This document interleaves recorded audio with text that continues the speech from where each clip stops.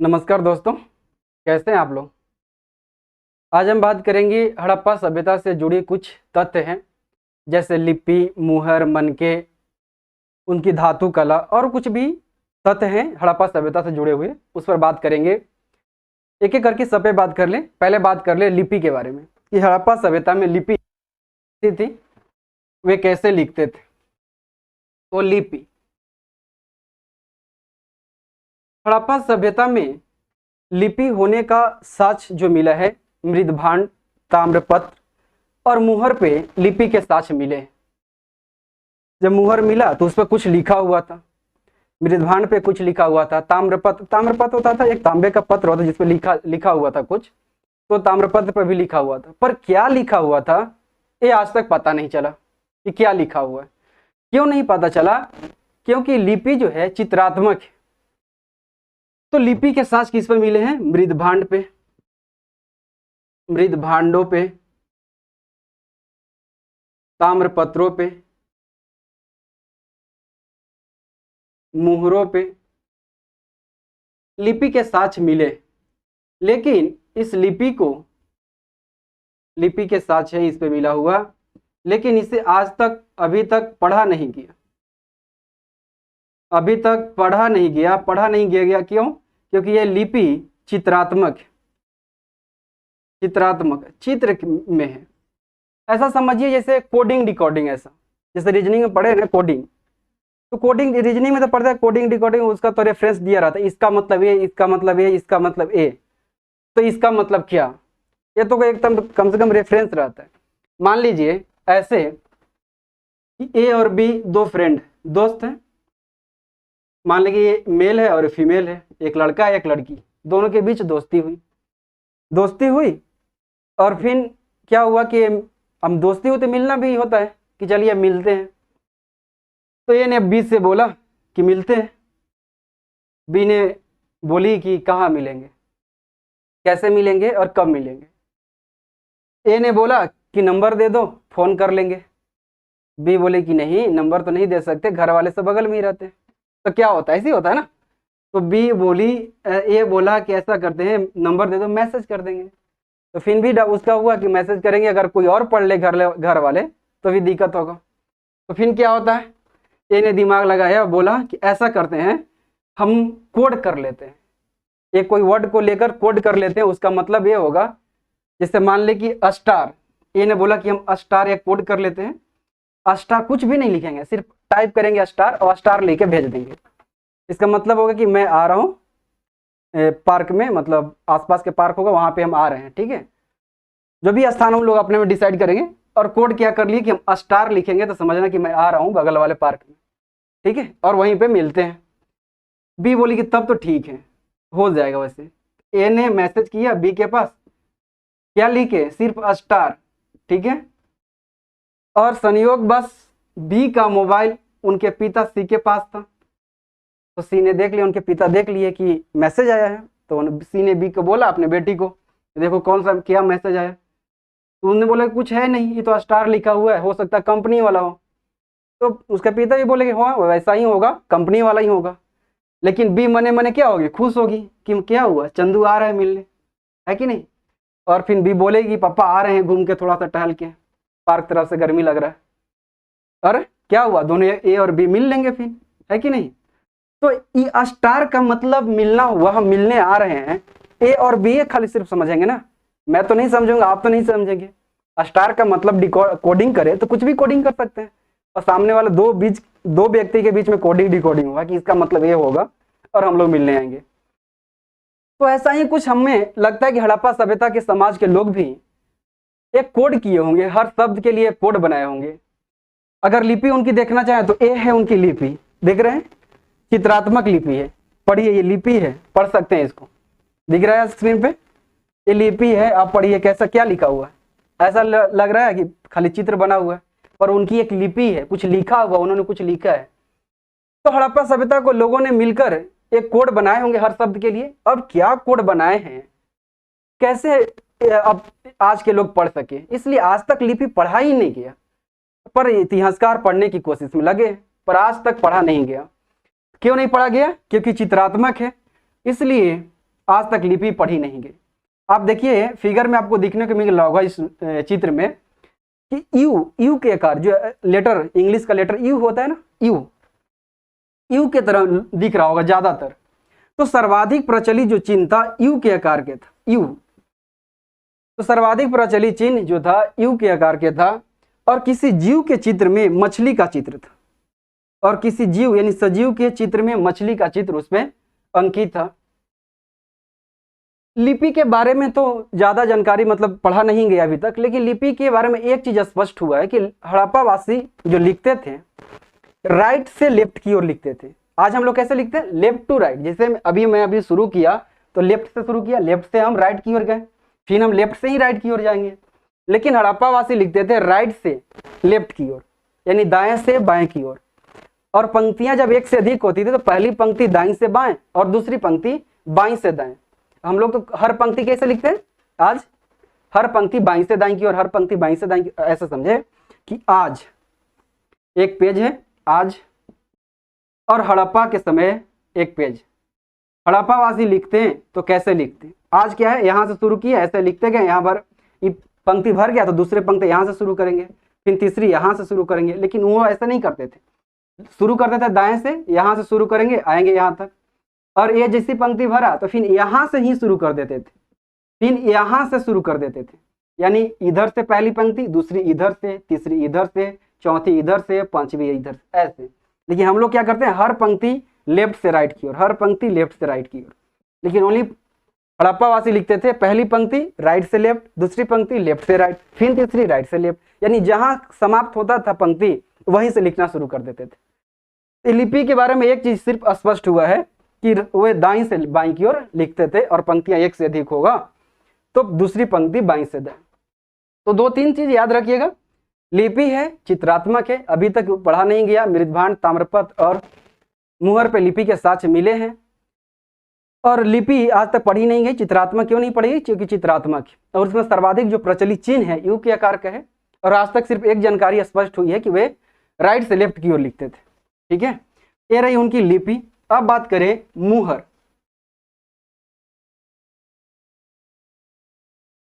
मुहर पे अगर बात करें तो हड़प्पा सभ्यता में मुहर भी प्रचलित था। मुहर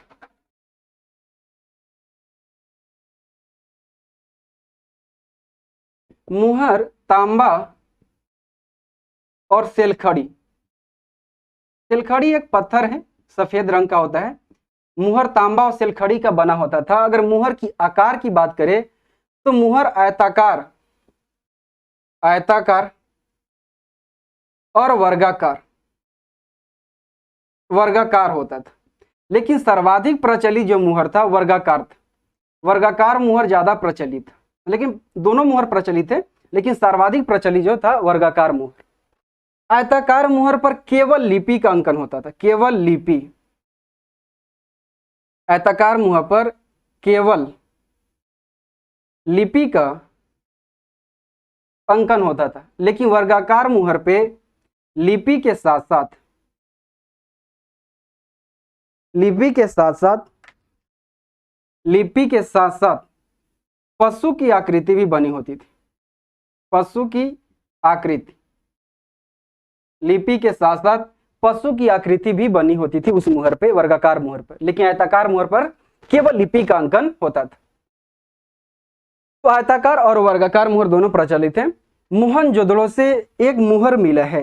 मोहनजोदड़ो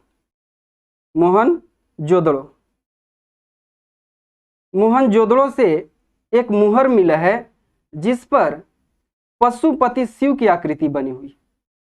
पशुपति शिव। मोहनजोदड़ो से मिले एक मुहर पर पशुपति शिव की आकृति बना हुआ है, और पशुपति शिव जो है मुहर पे योग की अवस्था में बैठे हुए हैं, और उनके दाईं ओर हाथी और बाघ, और उनकी बाईं ओर गैंडा और भैंसा है, और पैर के नीचे दो हिरण बना हुआ। अगर देखना चाहें तो देखिए स्क्रीन पे ये देखिए, ध्यान से देखिएगा। वो जो पशुपति है क्या है, योग की अवस्था में बैठे हुए हैं। उनके दाईं ओर आप ताकिए, दाईं ओर देखेंगे तो हाथी और बाघ देखने को दिख रहा है। उनके बाईं ओर आप देखिए गैंडा और भैंसा, पैर के नीचे देखिए 2 हिरन बना हुआ है। तो ये जो मिला है मुहर, वो मोहनजोदड़ो से मिला है। पूछे एग्जाम में कि मोहनजोदड़ो से कहाँ से मिले मुहर पे पशुपति शिव की आकृति मिली है, तो मोहनजोदड़ो से जो मिला है मुहर, उस पे पशुपति शिव की आकृति बनी हुई थी। मुहर पे एक श्रृंगी पशु, एक श्रृंगी पशु। अब बताइए मुहर पर, और अभी बताए पशुपति शिव की आकृति बना था, उस पर कौन कौन से जानवर थे? हाथी, बाघ, गैंडा, भैंसा और हिरन। वो सब भी लिख लीजिए हिरन पे, ऐसे ही पे मुहर पे। तो क्या था? एक श्रृंगी पशु, हाथी, एग्जाम में बहुत पूछता है, हाथी, और क्या था? बाघ, गैंडा, भैंसा, बकरी, हिरन लिख ले, अगर लाइन से लिखे तो हिरन भी था, पैर के नीचे हिरन था, हिरन, बकरी का भी चित्र मुहर पर रहता था, और मगरमच्छ की भी छोटी छोटी तस्वीर मुहर पर देखने को मिला है। तो मुहर पर एक श्रृंगी पशु, लेकिन इसमें सर्वाधिक जो संख्या था एक श्रृंगी पशु की, मुहर पे सबसे ज्यादा अगर पशु की आकृति थी तो वह था एक श्रृंगी पशु। सर्वाधिक संख्या एक श्रृंगी पशु का था मुहर पे। और हड़प्पा में एक श्रृंगी पशु का बहुत महत्व भी था। एक सिंह वाला पशु अगर देखना चाहे तो ये है एक श्रृंगी पशु। देखिए अगर उस पर दिख रहा है एक सिंह है, उसके माथे पर एक ही सिंह होता है उस पर, ठीक है, इसी को बोला जाता है एक सिंगी पशु या एक श्रृंगी पशु बोल सकते हैं। एग्जाम में कैसे पूछेगा कि मुहर पे कौन से जानवर का आकृति नहीं बनी हुई थी? ऑप्शन देगा हाथी, बाघ, गैंडा, गाय, तो कौन होगा? गाय। गाय कहाँ इस पे नहीं है। या दूसरा हाथी, बाघ, हिरन, शेर, शेर है नहीं है। तो ये याद रखिएगा, एग्जाम में कितना एग्जाम में बार बार पूछता है। इस पे स्टार भी मैं लगा देता हूँ, इसको जरूर याद रखिएगा मुहर पे कि कौन कौन से पशु की आकृति मुहर पे बना हुआ था। ऑप्शन पूछेगा कौन नहीं बना हुआ था, ठीक है। ये थी उनकी मुहर।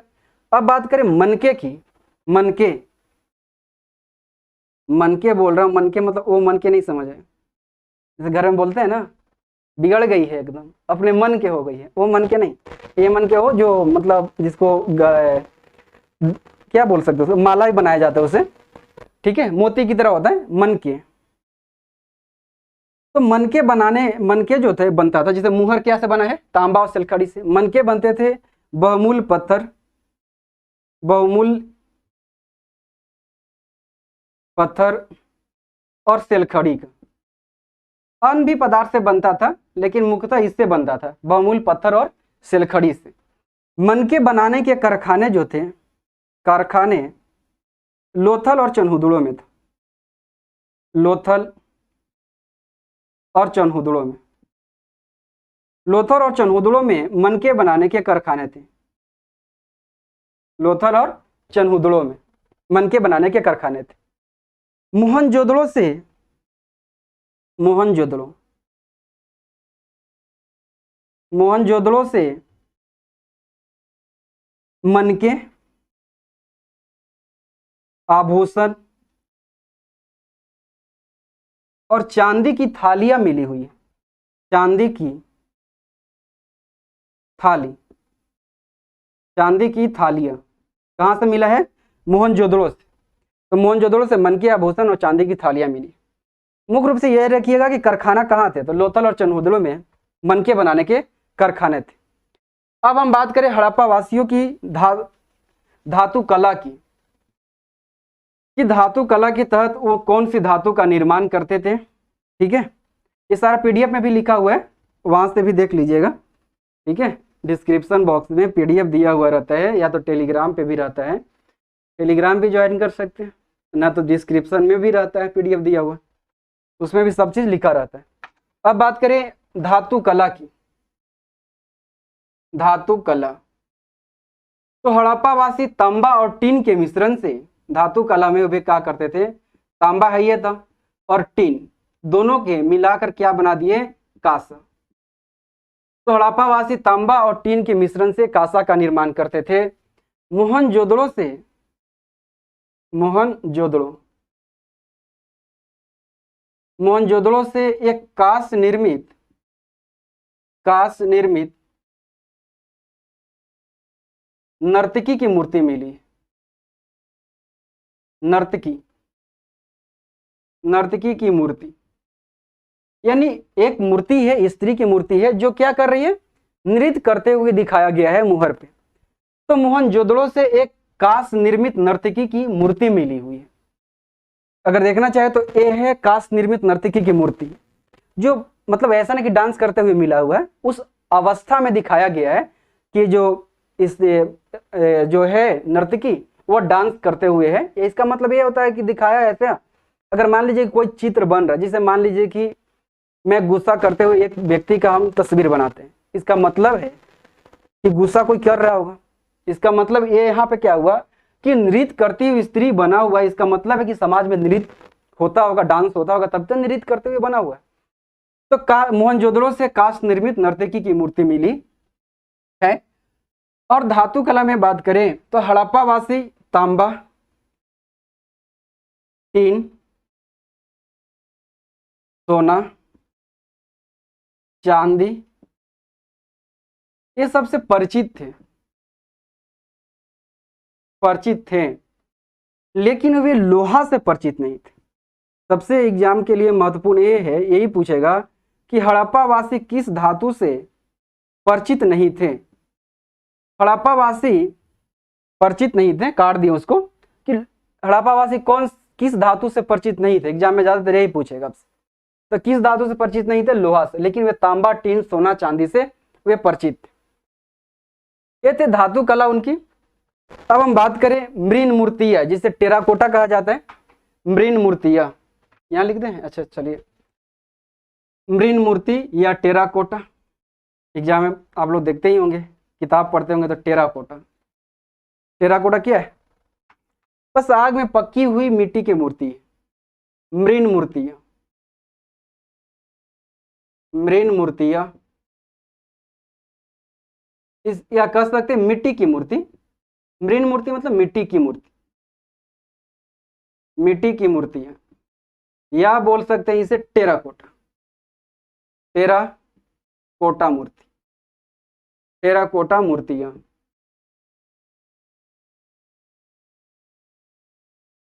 मूर्तियां। तो मिट्टी की अनेक मूर्तियां आग में पकाई जाती थी, जिसे आमतौर पे उसे टेराकोटा कहा जाता था। क्या कहा जाता था, टेराकोटा। इसका प्रयोग खिलौने के रूप में और धार्मिक कार्यों में किया जाता था। जैसे आज की अगर बात करें, आप अपने बचपन के दिन याद कीजिए ना, आप मिट्टी की गुड़िया से या हाथी घोड़ा से, जब मिट्टी के बना हुआ था, आग में पका हुआ रहता था, तो खिलौने के रूप में उसका प्रयोग करते थे कि नहीं। मैं बोल रहा हूँ कि टेराकोटा का प्रयोग खिलौने के रूप में और धार्मिक कार्यों में होता था।